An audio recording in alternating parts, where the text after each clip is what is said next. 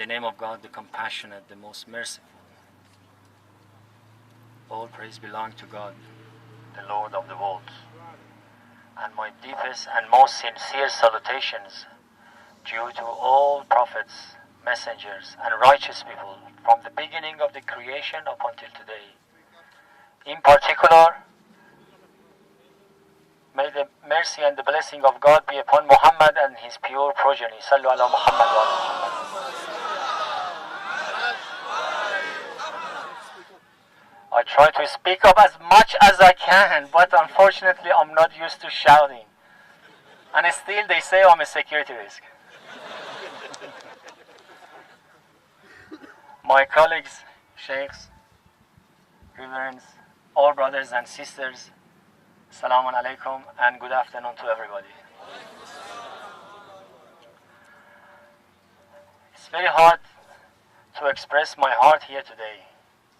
First and foremost, my deepest gratitude, my most sincere thanks are due to the Almighty God, who used me as an excuse to bring the wider community together. As a bridge builder for the last 16 years, that his motivation, his sole objective has been always to reconcile, to heal, to bring the community members, family members together, bringing the Muslim and the non-Muslim community together. Thank you very much, God. A big thank from all of us that Sheikh Mansour, even the deportation of Sheikh Mansour was an excuse to bring priests, sheikhs, Muslims, non-Muslims, men, women, young, old, all of us as human beings, bringing us together.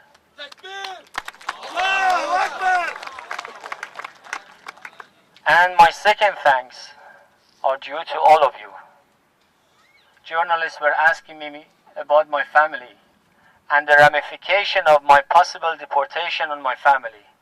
I want to tell them, this is my family. My family.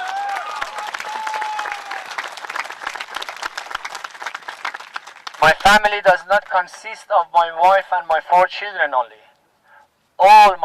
Every member of my community is my family.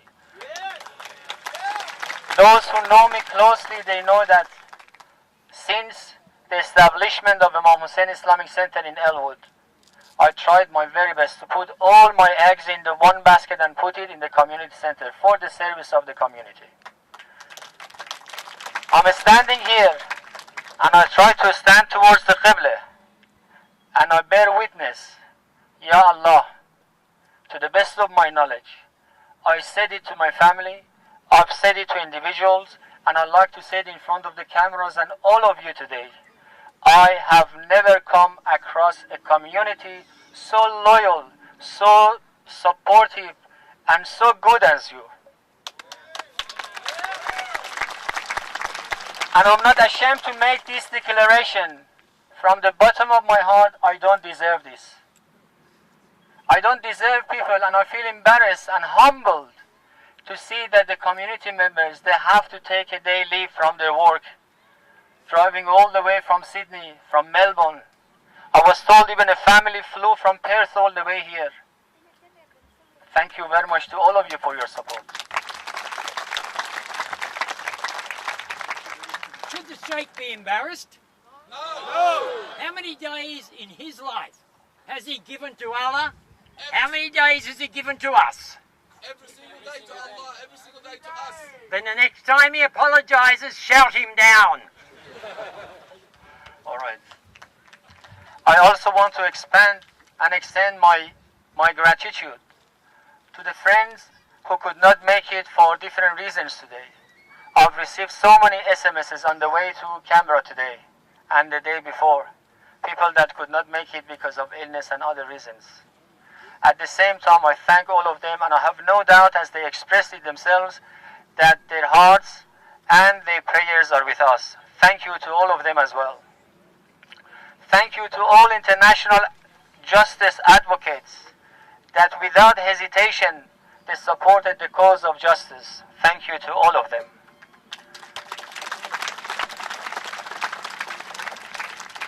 On behalf of my community, the Muslim community, we humbly thank all our brothers from the Anglican, Catholic, and other denominations or no denominations, everyone who on the principle of human justice made an effort to come and cared about it. Thank you to all of you.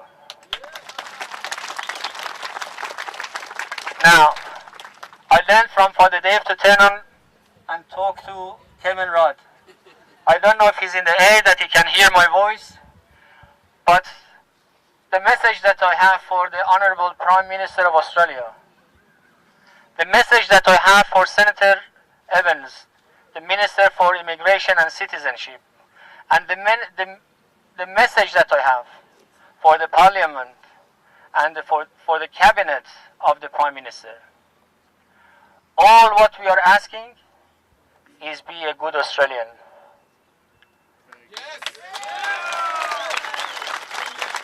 All what these people are asking is to give them a fair go. If procedure of fairness does not apply to Sheikh Mansour because he happens to be guilty of not being the citizen of Australia and not permanent resident of Australia, therefore he does not deserve procedure of fairness. Mr. Rudd, this is your community. Mr. Rudd, these are all Australians.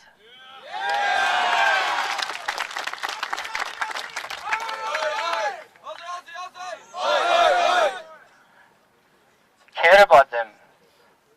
I have a message for you, Mr. Rudd. Pay heed to them. This is your community and my community. I want to second what Father Dave suggested. It's about the time to put our hands together and work together to advance Australia Fair, but in practice. Allow me to clarify one misconception as well, that very often I heard it and read it in the media, and I hope my message gets across to Australians. The misconception was this, that well, if he was not done by the federal court, and if he had his trials and he failed, then he must back up and leave. Let me clarify this misconception. Never, never ever was I told even the bare bone of the allegations against me. Never ever I was given an opportunity to prove my innocence or to address any possible allegations.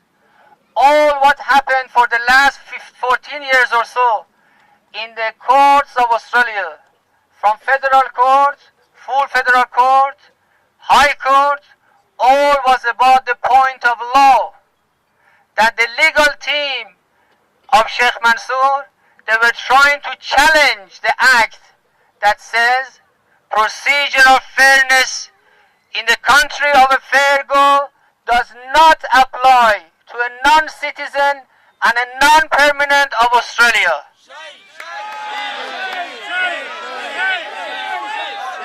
Based on that act, ASIO had no obligation to even brief us about possible allegations. Therefore, in reality, there was never a trial. Bishop Tutu was right. Let the world know that if Sheikh Mansour is deported from Australia, he is deported before trial.